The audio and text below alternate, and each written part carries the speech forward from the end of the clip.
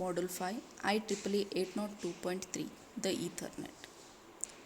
We'll have the overview of IEEE 802.3. To transmit any data in a short range, we require the LAN type of network. Local area network. Local area network have the following characteristics. Topology, which defines about how nodes are arranged in the network. Transmission media. It defines about the type of connectivity, whether wired or wireless. Then we have MAC, media access control. It defines about the operation or the control operation, having the protocols like token passing, channelization, CSMA, etc. There is a standardization called IEEE, which stands for Institutes of Electrical and Electronic Engineers. This standard organization will decide about the standards of LAN. You can just see the below table. In the table, it shows about how the standards are divided. 802.1 it defines the standard related to network management. 802.2 it decides or defines about logical link control protocol. 802.3 it describes about the Ethernet. 802.4 it describes about the LAN called token bus. 802.5 it describes about the LAN called token ring. Still there are many more. In our chapter we are going to study about the 802.3 which defines the Ethernet. Here you can just see there is a side by side comparison between the OSI and IEEE standard. The lowest layer is the transmission medium. Above that the physical layer is mapped with IEEE physical layers of different LANs. Then data link layer of OSI is mapped with data link layer of different LANs. Then we have the upper layers.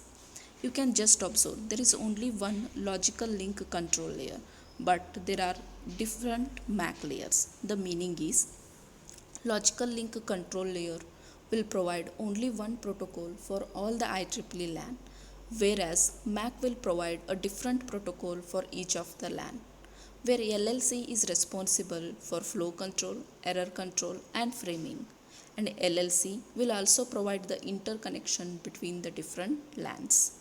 Even the MAC is responsible for framing. Now we'll see about the Ethernet evolution. Originally the Ethernet was created in the year 1976, and there are different types of Ethernets. Standard Ethernet with a speed of 10 Mbps.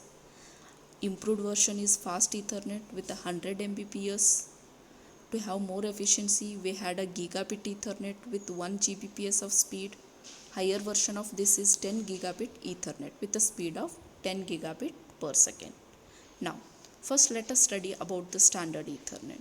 The meaning of standard Ethernet is the Ethernet which uses the speed of 10 Mbps. First let us see the meaning of Ethernet. Ethernet is nothing but the wire or cable. Again we have the different standard Ethernets or different cablings used as a standard Ethernet. 10 base 5, 10 base 2, 10 base T and 10 base 5. We'll study all these later. So first let us study about the characteristics of standard Ethernet. There are three characteristics. The first one is connectionless and unreliable service. Second one is frame format and third one is frame length. The first one is connectionless. The meaning of connectionless is it neither provides a connection establishment or the connection termination phase. Meaning of unreliability is it does not guarantee the packet received by the receiver. Let us understand the unreliability service. The sender can send a frame at any time without worrying about whether the receiver is ready or not. If the receiver is not ready to receive the frames from the sender, then there can be loss of frames, which leads to unreliable service. Now, the second characteristic is frame format. In bracket we have written it as MAC because MAC layer of the data link layer is responsible for the frame format. So what this MAC layer will do?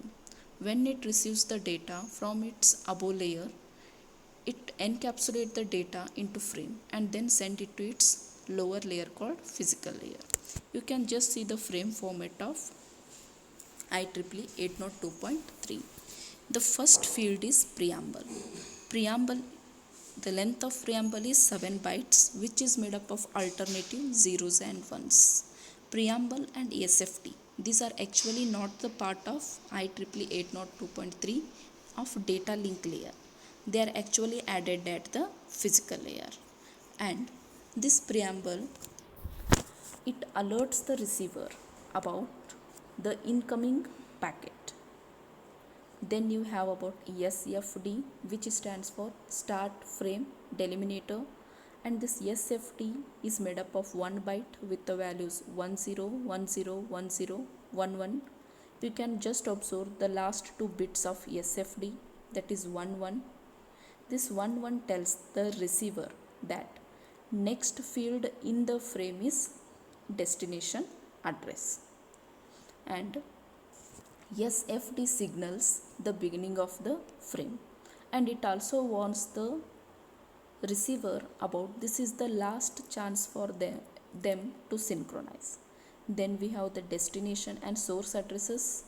Each of them are having the length of 6 bytes. The meaning is they carry the physical address of source and physical address of destination. Then we have length or type field. In original Ethernet, the length or type field is defined as type field. The meaning of type is it defines the type of upper layer protocol. But in IEEE standard, this field is considered as length field, which defines about number of bytes in a data. Then we have the data and padding, and last one is CRC.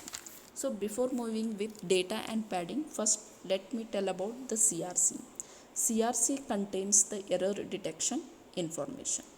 Now we'll explain the data and padding in the third character. So the third character is frame length. You can just observe the minimum and maximum frame length. Minimum frame length is 64 bytes and maximum frame length is 1518 bytes. Now you have the field called data and padding. Before that you have 3 fields, after that you have 1 field. So the fields before data and padding are header. Field after the data and padding is trailer. Now you can just go on counting the header. 6 destination address plus 6 bytes of source address plus 2 bytes of data unit. Totally you have 14 bytes at the header and 4 bytes at the trailer. So 14 plus 4, totally 18 bytes are reserved for header and trailer. If you remove these 18 bytes from the 64 bytes, then you will get the data as 46 bytes. So minimum length of the data is 46 bytes, maximum length of the data is 1500 bytes. If you add the bytes reserved for header and trailer, that is 18 bytes to data, then you will get the frame size. Now we'll see when padding is required. Since we know that the minimum data size is 46 bytes, if MAC layer receives the data from its above layer with less than 46 bytes, to make it 46 bytes, extra bytes need to be padded. That is known as padding. Next, we have the concept called addressing. Each station on the Ethernet network is having network interface card.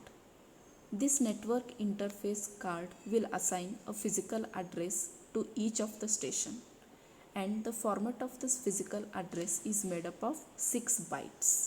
Each byte is of the length 8 bits. So 6 into 8, total of 48 bits. Now you can just see the below example. In below example you can see the 48 bits. And there are 3 types of addresses: unicast, multicast and broadcast. The meaning of unicast is there is only one recipient. Meaning of multicast, there are group of recipients. Meaning of broadcast, all the nodes within a Ethernet networks are the receivers. Now, to find the type of addresses, you need to observe only the first byte. In the first byte, you should observe the last or least significant bit. If the value of least significant bit is 0, then it is unicast. If the value of least significant bit is 1, it belongs to multicast. If all the bits of whole address is 1, then it belongs to broadcast. Now we have one problem. They have given 3 different addresses. You need to find these address belongs to which type. The first one you have 4A, where the 4 is made up of first 4 bits, A is made up of next 4 bits. Totally you have 1 byte. You are going to observe only the least significant, or you can observe last 4 bits, that is A. The value of A or binary value of A is 1010. So the last significant meaning is from rightmost the first bit. It is 0. Hence it belongs to unicast. Then at the B you have 47. You can observe only the 7.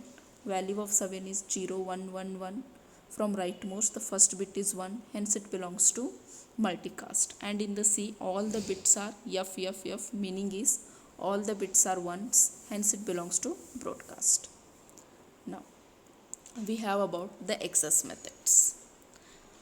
Ethernet uses CSMA bar CD as its access method. Now we'll see the working of CSMA bar CD. Before sending any of the frame, stations first senses the medium. Until the medium is ideal, they will not send its frame. Once the medium is ideal, they will transmit the frame. If any collision occurs or collision detected, then station will stop the transmission. You can have the slot time and maximum network length calculation.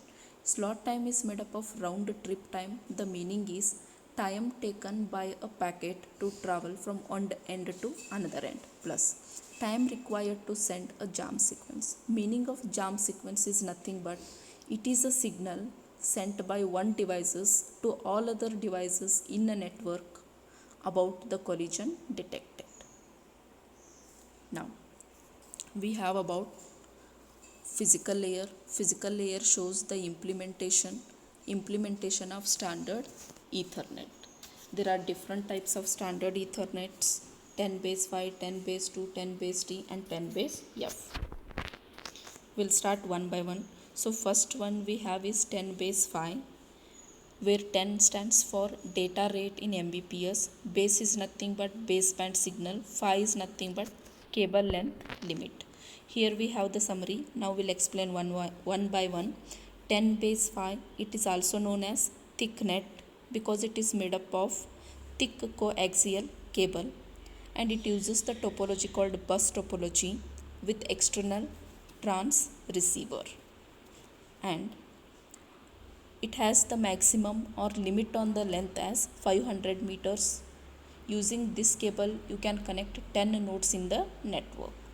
Next we have is 10 base 2. 10 is nothing but speed in the Mbps, baseband signal. 2 is nothing but the cable limit. So cable limit is 200 meters or 185 meters. We call it as thin net Ethernet because it is made up of thin flexible cable when compared to that of 10 base 5. It also uses the bus topology, but only difference is it uses internal trans receiver. It uses the trans receiver as a part of NIC, whereas 10 base 5 uses external trans receiver and its capacity is 30 nodes. Next we have the 10 base T, where T stands for twisted pair Ethernet. We call it as twisted pair Ethernet. It uses star topology, and here nodes to the hub are connected using twisted cable. Limit is 100 meters and capacity is 1024 nodes. And we have 10 base F. F stands for fiber optics, whose maximum capacity is 2 kilometers and the nodes are 1024. Then we have the formula for efficiency. You can just see the formula, where A stands for number of frames that can fit on the medium. You can calculate the A as propagation delay by transmission delay. We'll see the meaning of propagation delay. It is nothing but, or it is defined as packet flight time over the transmission. Over the transmission, the time taken by the packet to travel is known as propagation delay. And the meaning of transmission delays, time taken by the sender to place the packet or the data over the link. There is a problem. In the problem, they have given 10 Mbps transmission rate, length of the cable as 2500 meters, frame size as 512 bits, and propagation speed. So to calculate A, you require propagation delay and transmission delay. Propagation delay is calculated as length of the cable divided by propagation speed. Transmission delay is calculated as frame size divided by data rate. Now, the last topic in the Ethernet is changes made to standard Ethernet. There are some changes made to standard Ethernet. The first change is bridged Ethernet, second is switched Ethernet, and third one is full duplex Ethernet. Now we'll see the first one, bridged Ethernet. First, let us see the use of bridge. Bridge will reduce a traffic. It helps to reduce the traffic. You can just consider the first diagram without bridging. In without bridging, you can have a count over the devices. There are totally 12 devices sharing a single cable. Now let us assume the device 1 want to send a data to device 12. How it is sent? It is sent in such a way that device 1 will broadcast its data to all the remaining 11 devices. Here, let us assume the capacity of the cable as 10 Mbps. The 10 Mbps capacity is used by all the 12 devices. Hence the efficiency is 10 by 12. Now same thing we'll see with bridging. With bridging, what they did, the 12 PC LAN is divided into two segments, each segment having 6 devices. If PC1 want to communicate with PC12, then bridge will refer for its table. In its table, it has MAC addresses of the devices according to segment wise. So when PC1 sends a data, bridge receives the data, then in its table it finds the destination PC. So destination PC is at segment 2. Hence it broadcasts the data to all the devices of segment 2. Here the capacity of the cable is 10 Mbps. It is used by 6 PCs at a time. Hence efficiency is 6 by 10. The second thing is about separating the collision domains. You can again refer the diagram. The bridge, what it done? It divided the whole network into 4 different domains. If collision occurs at PC1, then it affect only the 3 PC of that domain. It will not affect on remaining domains. Hence collisions can be separated. We have the switched Ethernet. It is higher version of the bridge Ethernet, where we can call the switch as multiport bridging. In switched Ethernet, there is a direct broadcast of the packet between the device and the switch. The last one is full duplex Ethernet.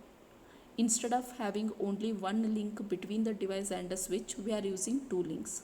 One is for transmission and other is for receiving. Here a devices can communicate independently without worrying about the collision. Hence CSMA bar CD access control is not required. No need to detect the collision. This makes the work of MAC protocol easier.